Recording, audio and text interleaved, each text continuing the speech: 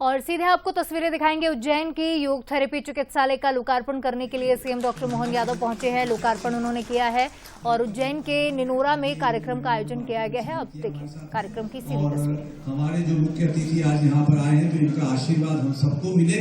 अब हम ज्यादा समय न लें क्योंकि इनके हम वचन सुने, इनकी शक्तियां यहाँ पर और आए क्योंकि नजदीकी हमारे रहते हैं, हमसे दूर कभी हुए नहीं न रहेंगे, लेकिन हृदय से हम इनका बारंबार अभिनंदन करते हैं, वंदन करते हैं, प्रेम करते हैं, स्नेह करते हैं और चाहते हैं कि इनका आशीर्वाद बना रहे। और आज इनको जो योगिक डंडा हमने दिया है उससे ये और अधिक रूल करें और अधिक राज करें। हमारी मनोकामना इनके लिए प्रार्थना उनके साथ है। तो आपको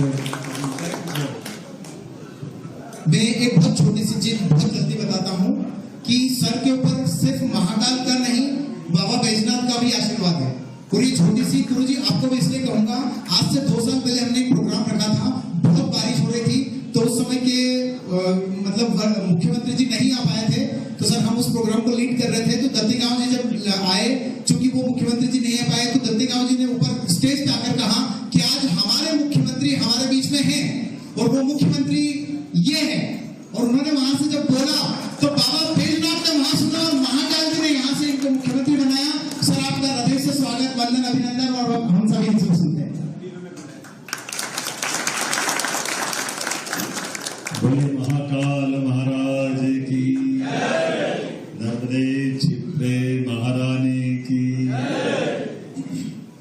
उज्जैन कई कारणों से हर युग में, हर समय, हर कल्प में अपनी एक अलग प्रकार की अनूठी यात्रा करती है। और अनादि नगरी अवंतिका जिसका कभी अंत नहीं हुआ, ऐसी अनादि नगरी अवंतिका में ऐसे यात्रा के पड़ाव कई प्रकार से होते हैं। हम सब परमात्मा की कृपा से दीपावली के दिन आज हमारे ऋषि मुनियों के उस गूढ़ रहस्य को समझते हुए, मूलतः तो हम में से कई सारे लोग स्नान करते हैं गुरुजी रोज, लेकिन स्नान क्यों करते हैं ये भी यक्ष प्रश्न में अगर बुद्धि सुलझाए तो बहुत कम लोगों को ये ध्यान में आता है कि स्नान क्यों किया जाता है। स्नान करने का, जैसे परमात्मा ने हमको ये आत्मा रूपी कुंज दिया है, फिर शरीर धारण करने के लिए हम सब की इस पृथ्वीलोक की उत्पत्ति जल जीव के माध्यम से, कालांतर में जल जीव थलचर, नवचर, जलचर बने और जलचर से हमारी सबकी एक तरह से जीवित माता पिता के बाद उस स्थान की महत्ता जल से जुड़ी हुई। इसलिए हर एक की किसी के जीवन में भी उसको जल के प्रति सदैव आकर्षण रहेगा, उसका लगाव रहता है। वो डिप्रेशन में हो, आनंद में हो, बाढ़ आ रही हो, सामान्य नदी बह रही हो, कोई तनाव में हो, थकान में हो, 2 बूंद जल छीटे तो एकदम से जागृत हो जाता है। तो ये जो शरीर की दूसरी प्रक्रिया यहाँ से प्रारंभ होती है कि ऐसा कहते हैं समुद्र मंथन में सब मिले, लेकिन उसमें धन्वंतरी भी प्रकट हुए, वो भी जल से प्रकट हुए। और जल से प्रकट होने वाले धन्वंतरी ने हमारे लिए आयुर्वैज्ञानिक कलश लेके आए। लोग कहते हैं अमृत कलश, वो अमृत कलश तो है ही। अब उस पर मैं बोलूंगा तो मुझे बड़ा संकट रहेगा, मेरी दूसरी जवाबदारी भी है, लेकिन अमृत कलश को इस तरह से मान ले कि कोई जल के बिना जिंदा रह सकता है क्या? तो जल में ही अमृत लेके आए और जल के साथ आयुर्विज्ञान लेकर के, तो जल से हमारे जीवन की यात्रा प्रारंभ होती है और उसी में आयुर्विज्ञान लेकर के आए। अब आयुर्विज्ञान की धारा हमारे इस शरीर के अंदर भी 70% से ज्यादा जल भी, 5 तत्वों का बना हुआ शरीर जिसमें 70% से ज्यादा जल। और एलोपैथी के चिकित्सक भी इस बात को मानते हैं। अमावस पूर्णिमा जब भी आएगी तो मनोचिकित्सक या मनोचिकित्सालय जहाँ मेंटल हॉस्पिटल होगा वहां स्ट्रेस होगा और पागलपन के दौरे पड़ते हैं। ये अपने आप को अंदर भी जल, क्योंकि जल से चंद्रमा की तरफ शीतलता का आकर्षण, समुद्र की लहरें, ज्वार भाटा भी तभी उठता है, वो हमारे लिए ऊपर का खिंचाव लाता है। ये जब अंदर का जल, बाहर का जल, और ये जो अपनी चिकित्सा पद्धतियां, इस चिकित्सा पद्धति में एलोपैथिक भी अच्छी है, लेकिन एलोपैथिक और आयुर्वेदिक दोनों डॉक्टर और एक तीसरे योग वाले, तीनों को हम किसी जंगल में छोड़ दें और उस निर्जन जंगल में कोई बीमार हो जाए, उसका इलाज की बात करेंगे, तो आयुर्वेद वाला वनस्पति ढूंढेगा। एलोपैथिक की तो और दिक्कत है, कोई मेडिकल स्टोर मिलेगा ही नहीं।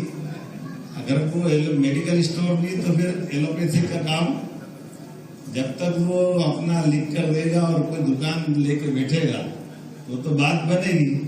और योग वाला अपनी स्वाभाविक प्राकृतिक परमात्मा ने इस शरीर के अंदर असीम जो ऊर्जा दी, ताकत दी है, एक अंदर ही डॉक्टर बिठाया है, उस अंदर के डॉक्टर को चेतना देने का काम आयुर्वेद के पहले योग वाला करेगा। लेकिन ये भी बात सही है, आयुर्वेद वालों के साथ में एक अच्छी बात जुड़ी है, ये वात पित्त कफ पे चलते हैं, ऐसे ही है ना, मैं गलत तो नहीं बोल रहा हूँ।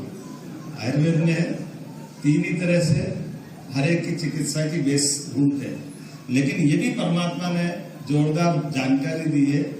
हम सब अपने इस शरीर के अंदर की कोई भी बीमारी हो, अगर आयुर्वेद का डॉक्टर होगा तो जहां जो भले वो इंग्लैंड में हो, अमेरिका में हो, भारत में हो, जहां बीमार पड़ेगा उसकी 50 किलोमीटर के दायरे में वनस्पतियां अपने आप वहीं पे उपलब्ध रहेगी। बीमार और वनस्पति ये एक दूसरे के साथ आते हैं, बीमारी भी है और बीमारी का इलाज भी वही है, दूसरा कहीं जाने की जरूरत नहीं, ये कोरिलेटेड है। ये उसी प्रकार से जैसे जाने अनजाने हम सभी, अभी अपन किसी से कहें पेड़ का जीवन में क्या योगदान, क्या योगदान, तो वो कैसे है?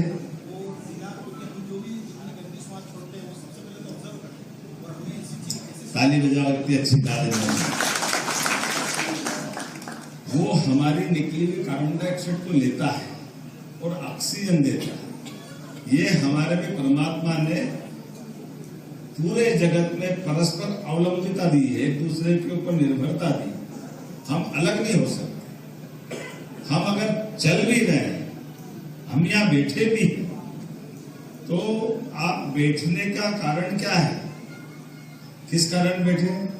मैं किस कारण खड़ा हूं? सबसे बड़ा कारण क्या है? तो सबसे बड़ा कारण हवा का है। हम चल भी रहे हैं तो हवा के कारण से। अब कैसे चल रहे हो? हवा के कारण से नहीं, और बताओ।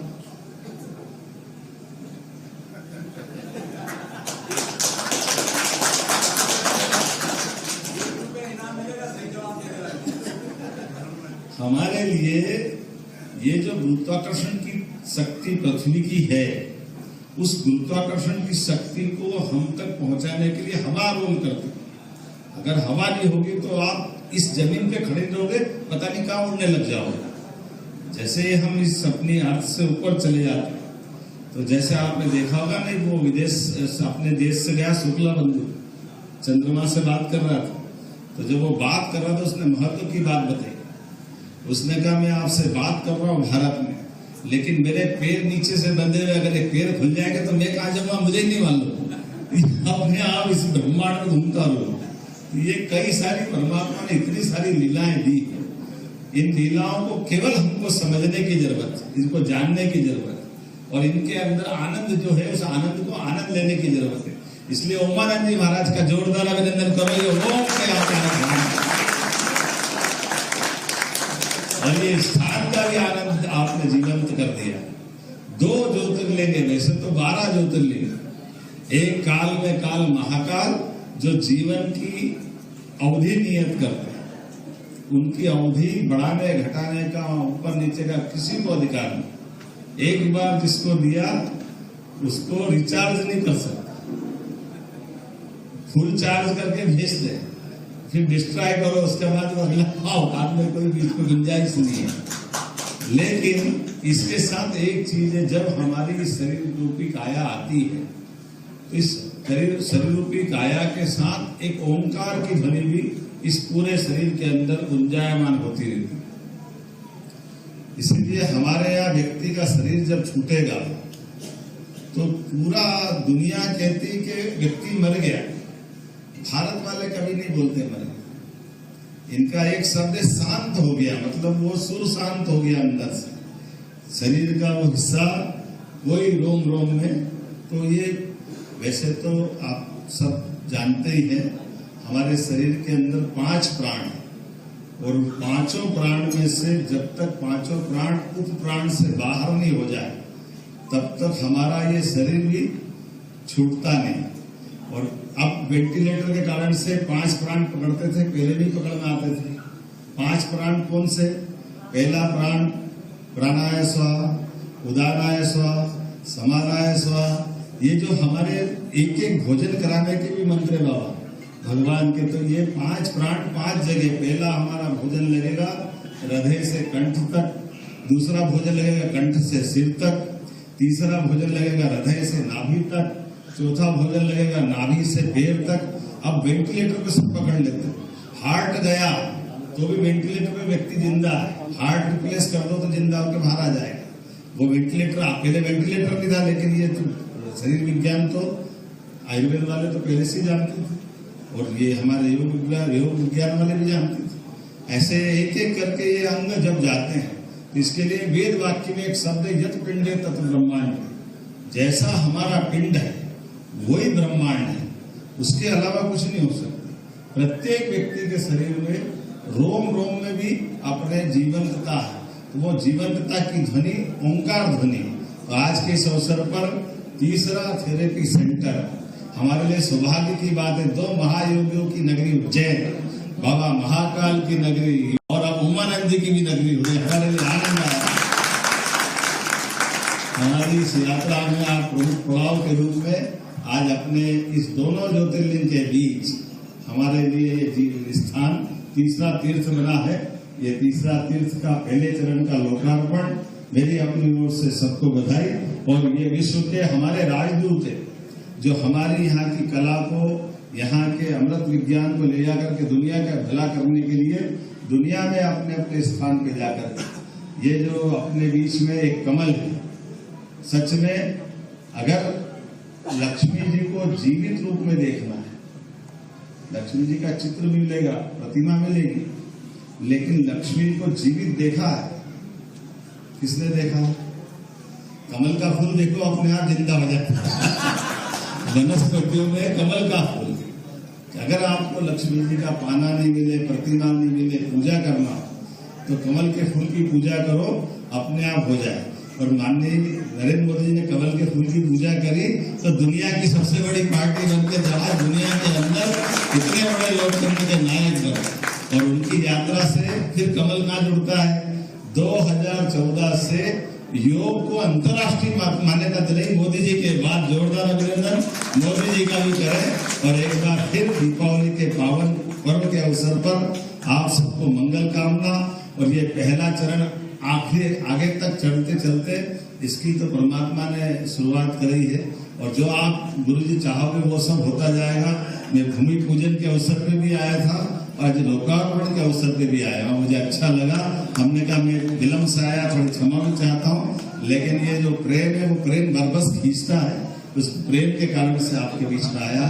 हमारे बीच माननीय विधायक अनिल जैन कालू हेड़ा जी, माननीय जिलाध्यक्ष संजय अग्रवाल जी, पूर्व विधायक प्रीति भार्गव जी, पूर्व विधायक रायन भारती जी, सारे हमारे मित्रगण सब पदाधिकारियों के साथ एक बार फिर मैं आप सबका स्वागत करता हूँ, अभिनंदन करता हूँ और पुनः दीपावली की शुभकामना देता हूँ। I would like to just brief what he said in Hindi. First of all, तो लाइव तस्वीरें आपने उज्जैन से देखी। आयुष और योगा थेरेपी, नेचुरोपैथी को बढ़ावा देने के लिए चिकित्सालय का लोकार्पण करने के लिए सीएम डॉक्टर मोहन यादव पहुंचे थे और